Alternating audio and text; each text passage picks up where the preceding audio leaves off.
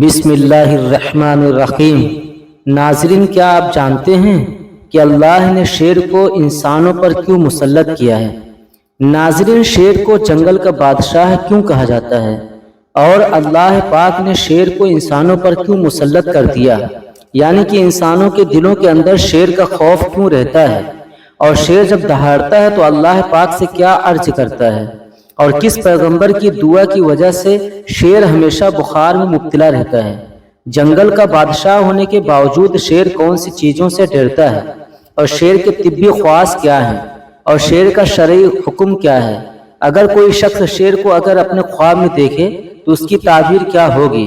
اور اگر آپ میں سے کسی شخص کا سامنا شیر کے ساتھ ہو جائے تو ایسی کون سی دعا ہے جس کو آپ پڑھ کر اپنے آپ کو شیر کے شر سے محفوظ رکھ سکتے ہیں؟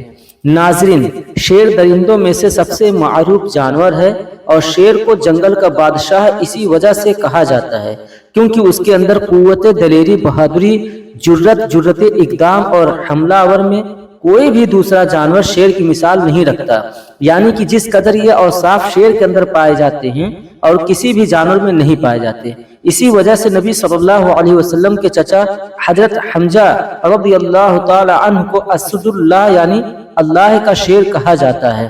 شیر بھوک کی حالت میں صبر کرتا ہے، پانی کی حاجت بہت کم محسوس کرتا ہے، اور شیر کی خوبیوں میں سے یہ خوبی بھی ہے کہ وہ دوسرے جانوروں کا شکار کیا ہوا جھوٹا نہیں کھاتا۔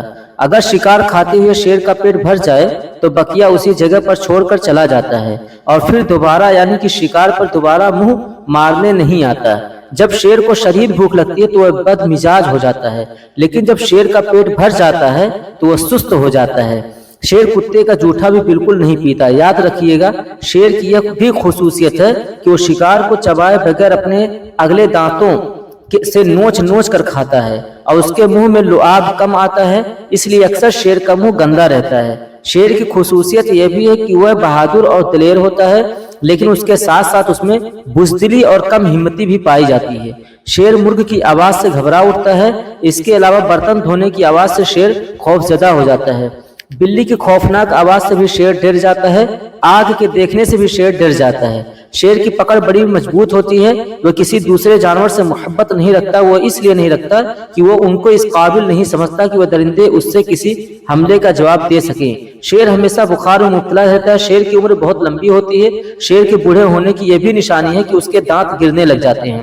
ناظرین، آئیے اب بات کرتے ہیں اللہ پاک نے شیر کو انسانوں پر کیوں مسلط کیا ہے۔ حضرت عبداللہ بن عمر رضی اللہ تعالیٰ عنہ سے ایک واقعہ نقل کیا ہے کہ حضرت عبداللہ بن عمر رضی اللہ تعالیٰ عنہ ایک مرتبہ کسی سفر میں تشریف لے جا رہے تھے تو ان کا گزر ایک ایسی جماعت پر ہوا جو بالکل آرام کر رہی تھی۔ حضرت عبداللہ بن عمر رضی اللہ تعالیٰ عنہ نے ان لوگوں سے ان کی خیریت دریافت کی تو آپ رضی اللہ تعالیٰ عنہ نے ارشاد فرمایا کہ تمہارے ساتھ کوئی حادثہ پیش آیا ہے؟ انہوں نے جواب دیا کہ یہاں راستے میں ایک شیر ہے جس نے لوگوں کو خوف اور دہشت میں مبتلا کر رکھا ہے۔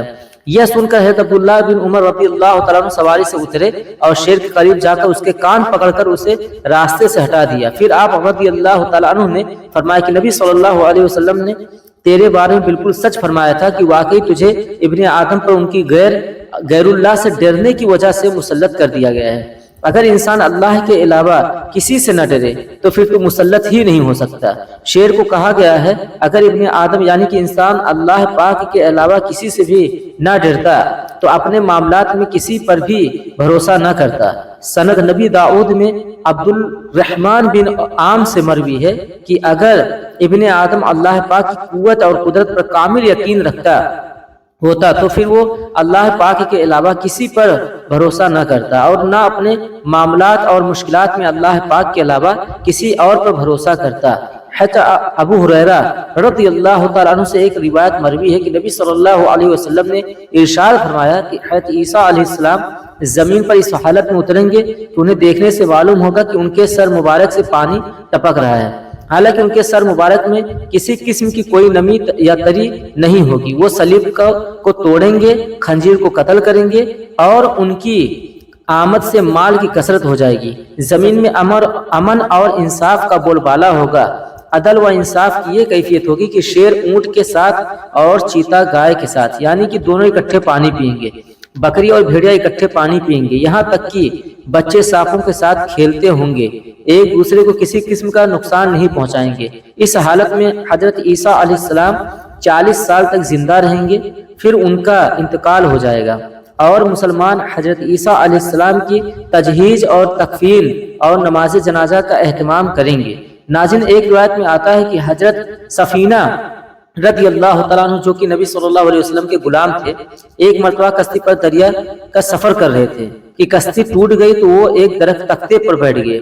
وہ تختہ بہتا ہوا ایک شیر کی جاڑی کے بالکل قریب لگ گیا۔ اچانک وہ کیا دیکھتے ہیں کہ ایک شیر ان کی طرف لپکا اور انہوں نے شیر سے کہا کہ میں سفینہ نبی صلی اللہ علیہ وسلم کا غلام، اس وقت میں راستہ بھول گیا ہوں۔ یہ سننا تھا کہ شیر اپنے کندھے سے اشارے کرنے لگا، یہاں تک کہ اس نے نبی صلی اللہ علیہ وسلم کے غلام کو سیدھے راستے پر لا کر کھڑا کر دیا۔ اس کے بعد شیر دہاڑنے لگا تو نبی صلی اللہ علیہ وسلم کے غلام حضرت سفینہ رضی اللہ تعالیٰ عنہ سمجھ گئے کہ اب شیر ان کو یہاں سے پہنچا کر ان سے اجازت طلب لینا چاہتا ہے۔ ناظرین، اس واقعے سے ہمیں یہ بھی پتہ چلتا ہے کہ جو شخص نبی صلی اللہ علیہ وسلم کا ہو جاتا ہے تو بے شک ساری مخلوق اسی کی ہو جاتی ہے۔ جس طرح حضرت علامہ اقبال رحمۃ اللہ علیہ نے کیا خوب فرمایا تھا کہ محمد سے وفا تو نے تو ہم تیرے ہیں، یہ جہاں چیز ہے کیا سب لوح و قلم تیرے ہیں۔ ناظرین، شیر کا شرعی حکم یہ ہے کہ اسلام میں اس کا گوشت حرام ہے، کیونکہ نبی صلی اللہ علیہ وسلم نے ارشاد فرمایا کہ درندوں میں جو جانور اپنے دانتوں سے اپنا شکار پکڑتا ہو اس کا کھانا حرام ہے، اسی بنا پر شیر کے گوشت کو حرام قرار دیا گیا ہے۔ ناظرین، آئیے آپ کو بتاتے ہیں کہ شیر ہمیشہ بخار میں کیوں مبتلا رہتا ہے۔ ناظرین، آئیے اب آپ کو بتاتے ہیں کہ شیر ہمیشہ بخار میں مبتلا کیوں رہتا ہے۔ حضرت زید بن اسلم رضی اللہ تعالی عنہ اپنے والد محترم سے روایت کرتے ہیں کہ نبی صلی اللہ علیہ وسلم نے ارشاد فرمایا کہ حضرت نوح علیہ السلام اللہ پاک کے حکم کے مطابق کشتی میں سوار ہوئے تو آپ علیہ السلام نے تمام جاندار کے لیے ایک جوڑے کو ہمراہ لیا، تو ان کے ساتھیوں نے کہا ہم ایک دوسرے کے ساتھ امن کے ساتھ کیسے رہ سکتے ہیں جبکہ ہمارے ہمراہ کشتی میں ایک درندہ ایک شیر بھی موجود ہے۔ بس اللہ پاک کی جانب سے شیر کو بخار آ گیا، جبکہ یہ زمین پر سب سے پہلا بخار تھا۔ اسی وقت سے شیر دائمی بخار میں یعنی کہ ہمیشہ بخار میں مبتلا رہتا ہے۔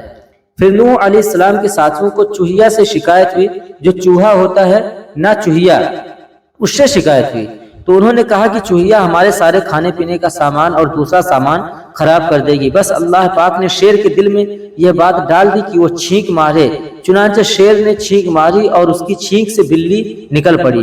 چوہیا بلی کو دیکھ کر چھپ گئی۔ ایک دوسری روایت میں ہے کہ جب حضرت نوح علیہ السلام کو کشتی میں ہر جانور کے جوڑے کو لے کر سوار ہونے کا حکم دیا گیا تو آپ علیہ السلام نے فرمایا کہ شیر اور بکری کے ساتھ میں کیا معاملہ کروں گا، انصاف کیسے کروں گا، اس طرح بھیڑی اور بکری کے بچے اور کبوتر اور لومڑی کے ساتھ کس طرح میں برتاؤ کروں گا۔ چنانچہ اللہ پاک نے وہی نازل کی اور فرمایا کہ اے نوح، ان تمام جاندار میں دشمنی کس نے پیدا کی ہے؟ نوح علیہ السلام نے فرمایا کہ اللہ پاک نے، آپ نے پیدا کیے۔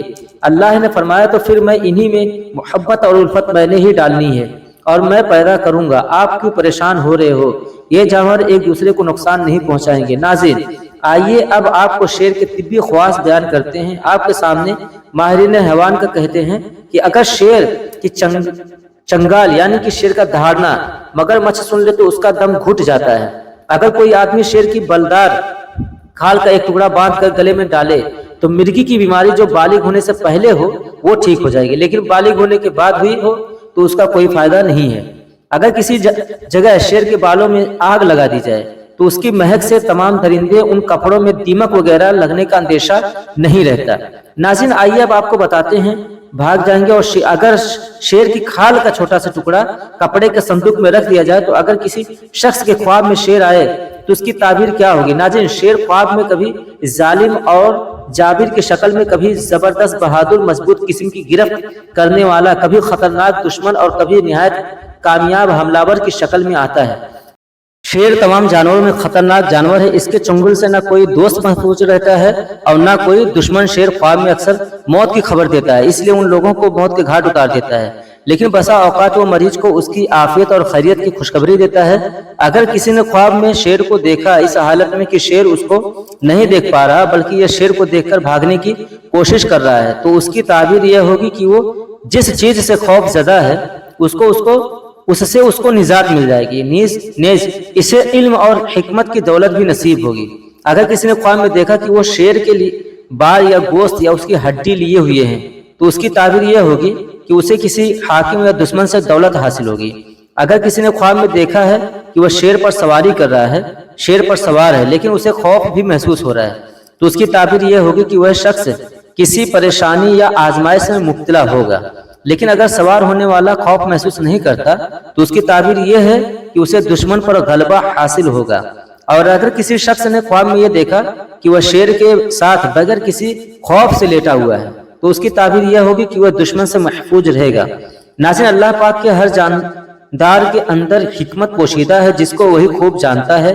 ہمیں چاہیے کہ ہم اللہ پاک اور اس کے رسول صلی اللہ علیہ وسلم کے احکامات کے مطابق زندگی گزاریں، بس یہی ایک کامیابی کا ذریعہ ہے۔ ناظرین، چینل کو سبسکرائب کر لیجئے اور ساتھ میں بیل آئیکن کو بھی دبا دیجئے تاکہ جب بھی کوئی ویڈیو اپلوڈ کروں تو آپ تک پہنچ جائے۔ ملتے ہیں نیکسٹ ویڈیو میں۔ خدا حافظ۔